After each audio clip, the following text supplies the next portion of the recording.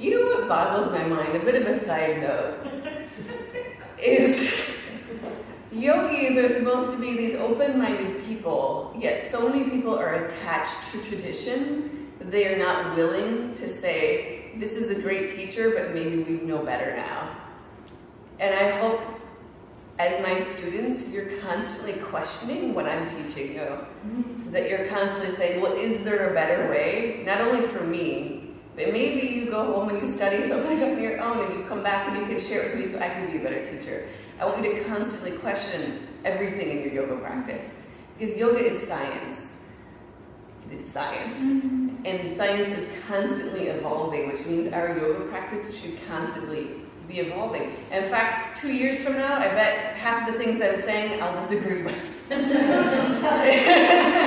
but we have it on recording. Yeah. And then find your Pada. And I want you to kind of think about ripping your mat from side to side and squeezing your block at the same time. That way you're not overly pressed into one arch of the foot. Now, as you squeeze this, I want you to bend your knees to where it feels comfortable and then stop. How much higher is that? Yeah. Also, when your hips go into alignment, you push your hips back a little bit so that it takes some of the tension out of the knees. And then you lengthen your spine by pulling your ribs and pelvis toward each other to create more space there so your back is flat versus here, which is what happens when you go lower. And does it feel like you're not using your legs when you're up high? Or does it feel like you're using all of your legs when you're up high? What about your butt? Like, all I feel is my butt in this pose. And if you don't, push through your feet and squeeze your legs more. So it's high up. Now, lose your block and cross one foot over. Then try to find that same intensity. And how can you get that same intensity if one foot is off the ground? Ankle pushing hard. Yeah, you really gotta push your foot into your thigh. And my knee higher than usual. And your knee will go higher than usual. I'm really glad that was brought up.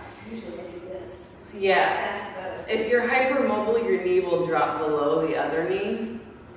If you're not hypermobile, you can still do that, because if your body's just not correctly, but ideally activated, your knee will do that. But if you're really supporting the hips with your glute muscles, as you should be, as their primary stabilizers, you're gonna feel like all right here a lot. Did you feel that, like all up here and upper glutes really kicking in? That's gonna help. Remember the other day I said your external rotation, normal external rotation is 45 degrees. That's about like this. So if you pick up your knee and externally rotate as far as you can, that's where you should be in your figure 4, bridge, chair, pigeon. This is your leg. But how often do we do this?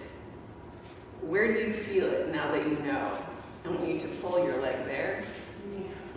Your knee. Yeah.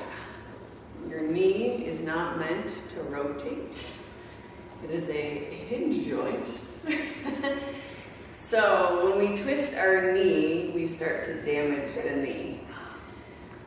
We only want to move from the hip as far as your body creates space for, which is actually, see, here I go. I made this routine 2 years ago, and here I am already questioning it 2 years after, because your practice is always changing.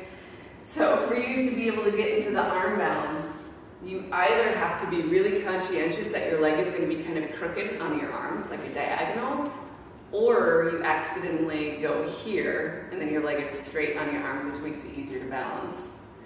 So really, I'm trying to like work so much on keeping my leg at kind of a diagonal across my arms now, so that my foot is kind of closer to my elbow than it is up here. Does that make sense? Mm-hmm. So when we're going down and prep for your arm balance, if you wanted to go there, you can pull your arms over, and then we push the arms and the shin together so that you can feel what it would be like to put pressure in that area with your hands down. And if your knee's already bothering you, then you know, oh, this is where I'm going to stop. You're also working on puffing your back up here, just like the arm balance.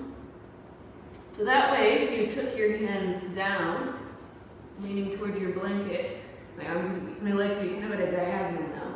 I'm going to push through my shin to the